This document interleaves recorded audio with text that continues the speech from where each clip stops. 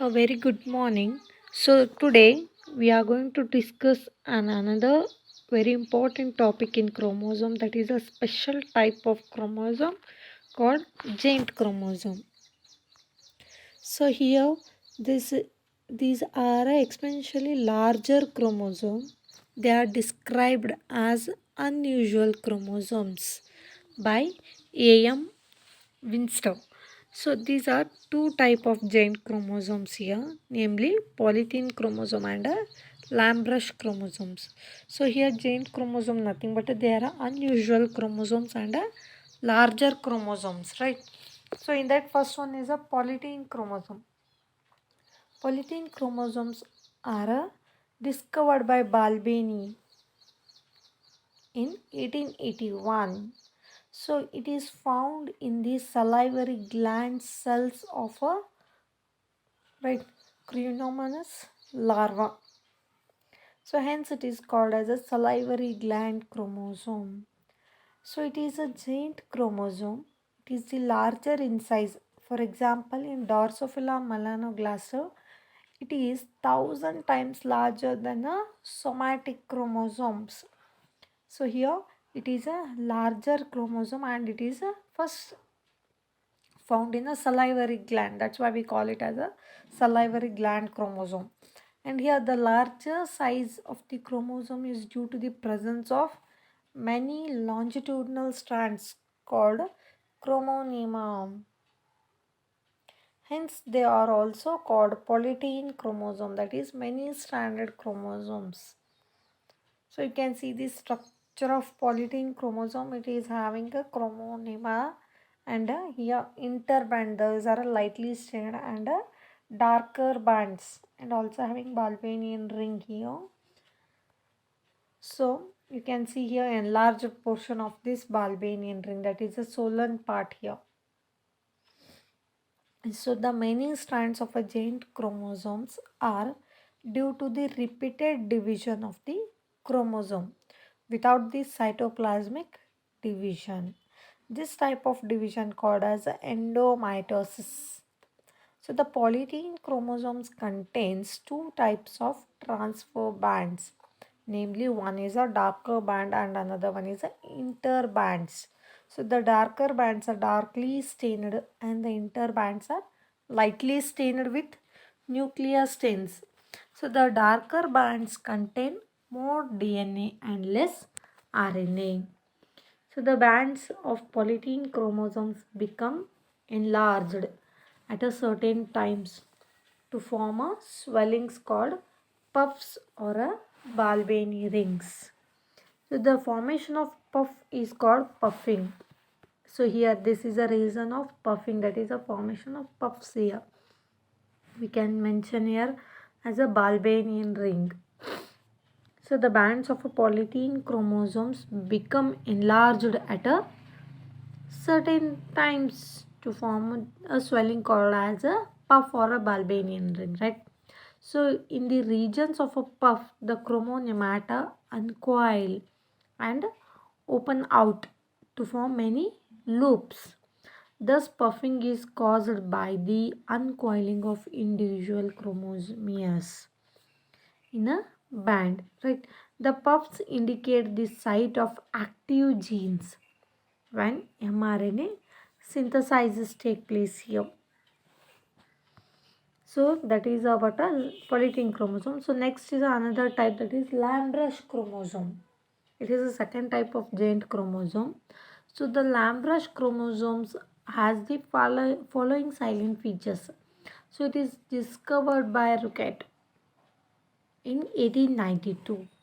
It contains lateral loops and appear like a brush. Hence the name Lamb-Rush chromosomes.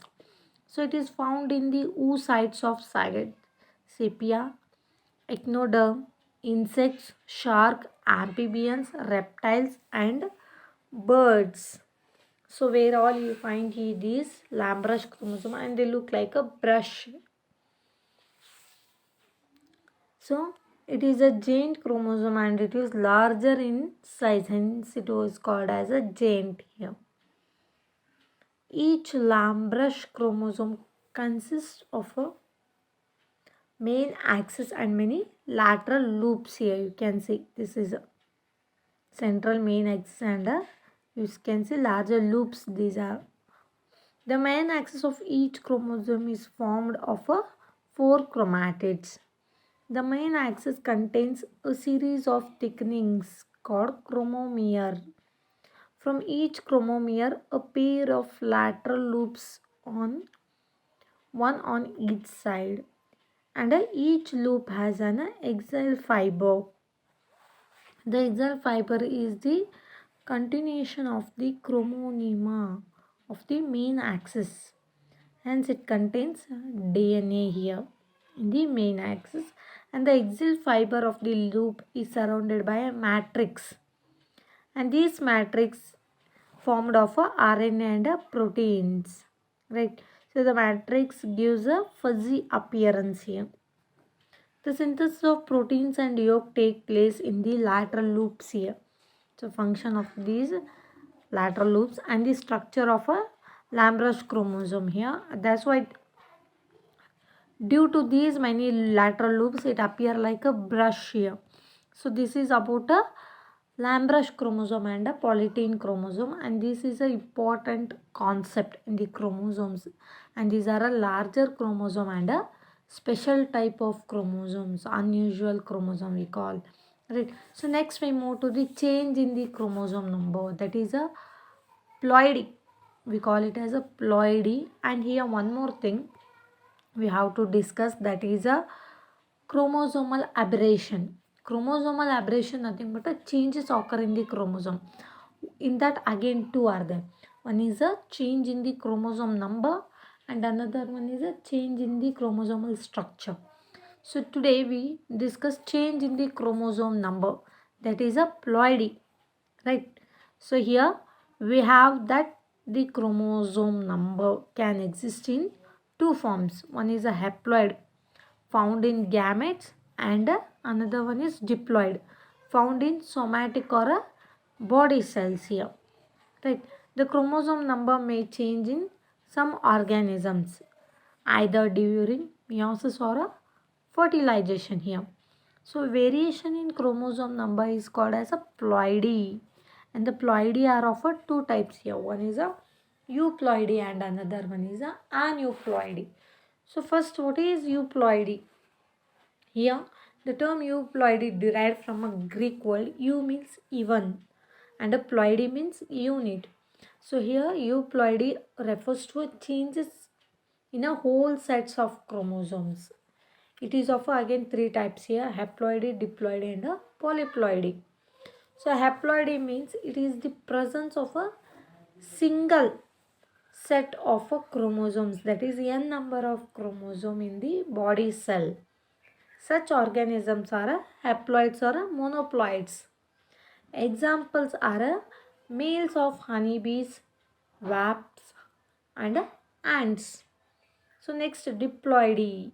Second type in the euploidy, that is diploid, that is 2n number of chromosome, right?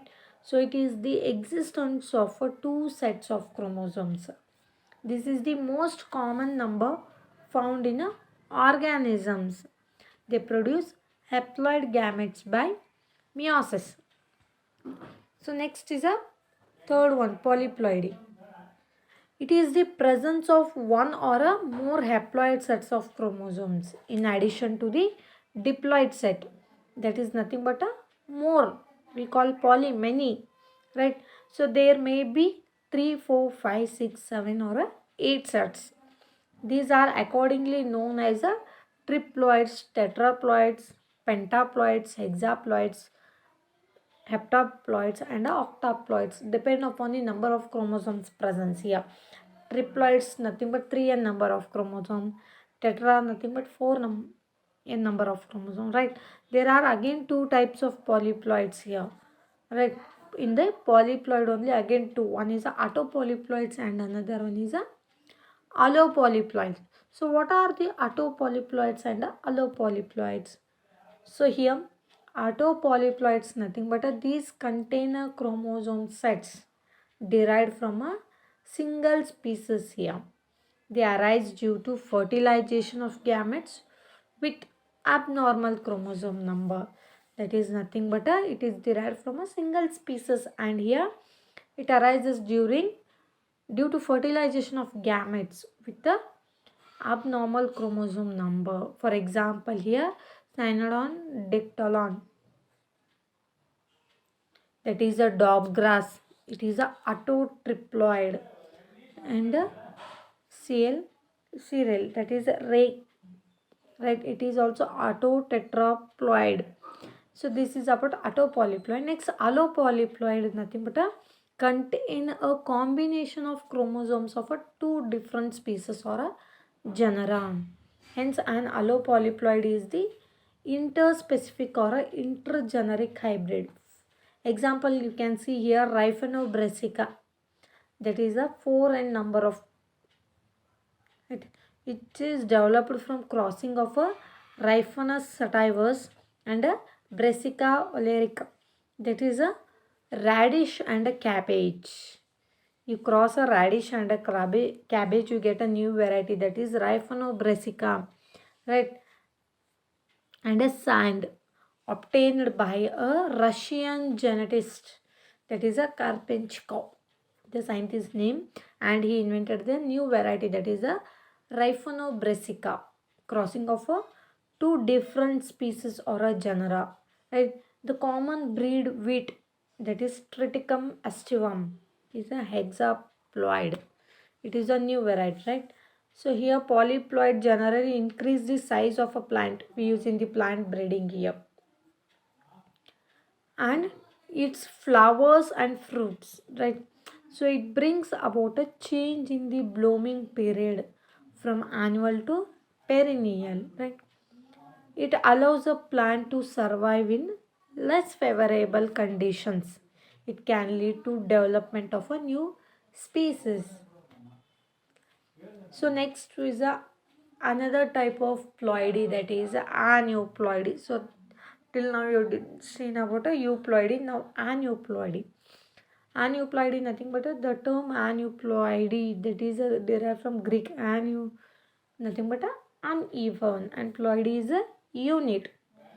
Refers to the addition or a deletion of one or more chromosomes to form a normal diploid set of chromosomes, right? Aneuploidy is the three kinds here: monosomy, nullsomy, and a polysomy. So what is monosomy here? In this condition, one chromosome of a pair is missing from a diploid set. It will be a 2n minus 1 condition. Next, nullsomy. In this, one pair of chromosome is a diploid set is absent, hence it is 2n minus 2 condition. Next, polysomy, that is it is the addition of one or a more chromosomes in a diploid set. It can be the addition of one chromosome, 2n plus 1, in which case it is called trisomy.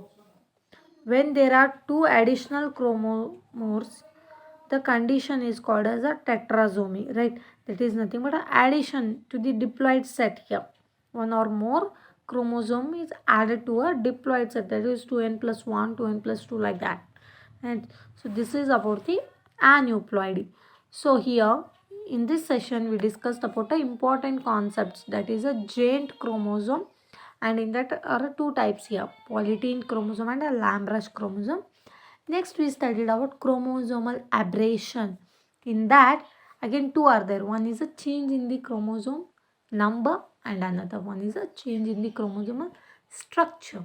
So today we discussed about change in chromosome number, which is called as a ploidy, and a ploidy are of two types. One is a euploidy and a aneuploidy, right?